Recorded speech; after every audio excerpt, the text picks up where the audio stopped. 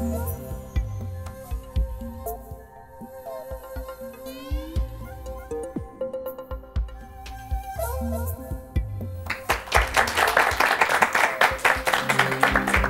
there's not much bipartisanship in Australian federal politics these days, but there is one point on which both the Coalition and the Australian Labor Party agree. They both agree that irregular boat arrivals to Australia must be stopped. But why must the boats be stopped? Well, according to John Howard, it's because we should be able to decide who comes to this country and the circumstances in which they come. The international legal system of which Australia is a part endorses this proposition as a general rule, but there are exceptions to the general rule. One of those exceptions relates to people to whom Australia owes international protection obligations. To date, the vast majority of irregular boat arrivals to Australia have been people to whom international protection obligations are owed. We can easily afford to protect the 5,000 or 6,000 people that manage to get to Australia by boat every year without any hardship to ourselves. So it seems rather churlish to complain when other countries in the region with far fewer means are called upon to bear far greater burdens. In fact, the majority of refugees in our region remain in the country in which they first seek asylum. So the burden of refugee protection is disproportionately borne by the countries that are closest to the refugee country of origin. In our region, the greatest burden is borne by Pakistan, which hosts about 2 million refugees and asylum seekers, and by Iran, which hosts about 1 million. In fact, 5 countries in our region together host 91% of the refugee population. The remaining 9% are hosted by all the other countries combined. Okay, now there's a different reason that the Gillard government sometimes gives for wanting to stop irregular boat arrivals, and that is that it's necessary to prevent the recurrence of maritime tragedies. But if we're really concerned for the people who get on overcrowded, unseaworthy boats to try and get to Australia, surely we should care about the reasons which drive them to take such risks in the first place. A few years ago, not that long ago really, I led a team which conducted interviews with refugees and asylum seekers in Indonesia. I want to share those findings with you. There's going to be some quotes on the slides which follow. I just want to let you know that all the names are pseudonyms because it's not safe to name real people.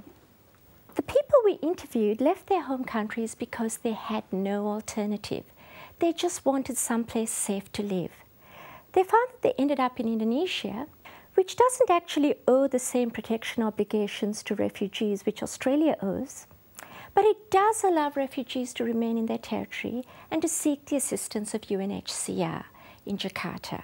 UNHCR is the international agency responsible for refugees. So what we found was that many refugees many of the people we interviewed would have been very happy to settle in Indonesia if that had been an option, but it wasn't. Indonesia expects UNHCR to find third country resettlement places for the people whom it assesses as needing international protection. The problem is that only 10% of the people assessed as being in need of international protection can be resettled annually. So what's life like for the people stuck in Indonesia, waiting first for a refugee status determination and then for a resettlement place which may never be found? Well, officially, they have no work rights and they get no social support from the Indonesian government. Some receive survival assistance from the UNHCR, from the International Organization for Migration, and local charities. But others are forced to work illegally with all the potential for exploitation that entails. Worse yet, parents have to watch their children miss out on education and all of the opportunities which education provides. This life in limbo has a terribly negative impact on mental health. Some start thinking that the dangers of their home country might be preferable to their existence in Indonesia. One woman said to us, one refugee woman, she said, if I die in my country, it's better for me. Because here die, and in my country die, and it's the die not change. But in my country, you can die quickly by gun. Somebody kill you like this, here by step. Others start thinking that taking a boat to Australia might be the least horrible option open to them. Why Australia? Because Australia is one of the few countries in our region which provides effective protection to refugees and offers them a home in the fullest sense of that word. So now back to the reasons we may have for stopping the boats. If our only concern is to stop people coming to Australia without our permission or remaining here without our permission, then it makes sense to prevent boats from departing countries of origin and transit, to push back the boats that do arrive, and to send a message throughout the region that refugees in Australia will receive the worst treatment of any country in the region. Of course, we would have to give up all pretense of caring about human rights and the rule of law. But if our reason for wanting to stop the boats is that we wish to spare our fellow human beings from suffering and death, then a moment's thought will make you realize that simply preventing boat departures or deterring them will not work to achieve our objective. As long as the underlying predicaments of human insecurity persist, all we will be doing is diverting refugees to other equally irregular, equally risky routes to places where protection may be found, or we will be ensuring that they suffer and die in the countries of origin and transit in which we have ensured that they remain trapped. The point is made rather cleverly in the cartoon on the slide, which shows then Prime Minister Kevin Rudd talking to the Indonesian president and asking him to stop a boat from departing.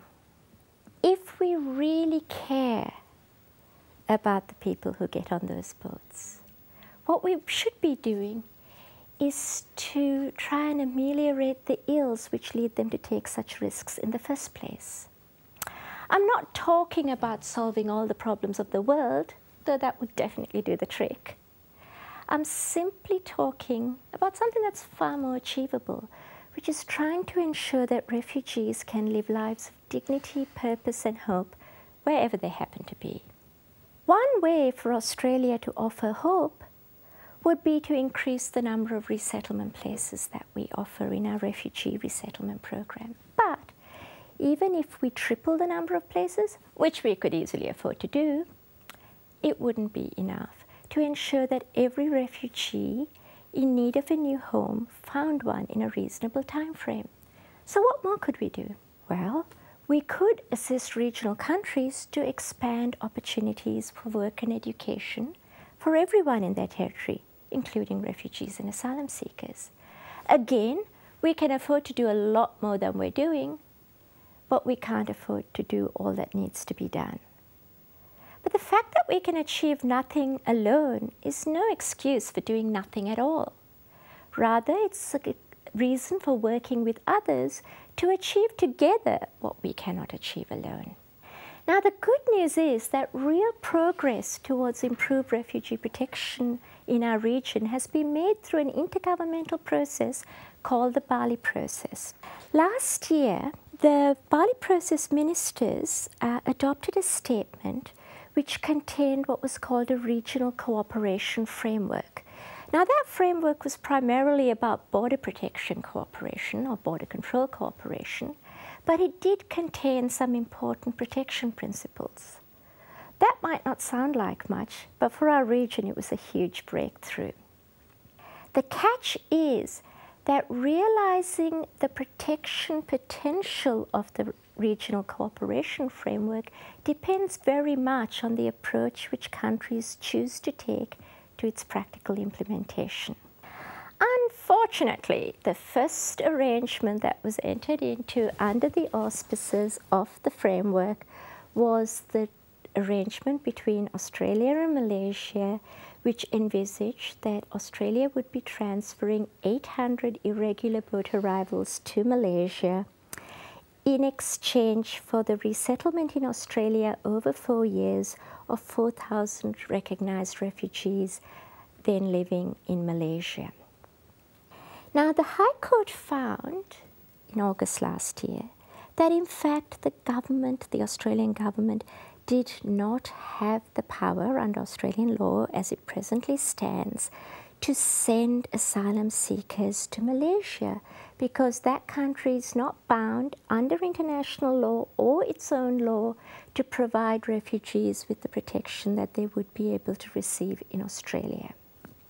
The Australian government has said that it will still keep its promise to resettle 4,000 refugees from Malaysia. But it said that those places, the 4,000 places over 4 years, will now be taken out of Australia's regular refugee resettlement program rather than being additional places as originally intended. So, what has the region learned from watching Australia in action? Well, they have learned that we're prepared to take extraordinary measures to get rid of boat arrivals who come here seeking our protection. So they're asking themselves why they shouldn't take extraordinary measures as well.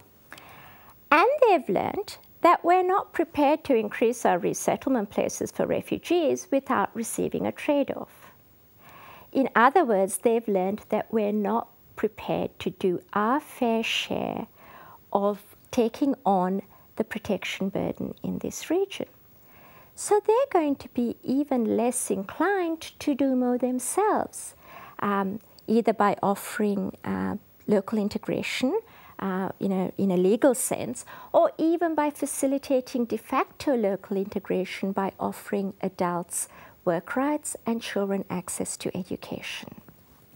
The point I'm trying to make is that unless Australia, the country with the least excuse for failing to do so, is prepared to walk its protection talk, then the other Balik process countries aren't going to do so either.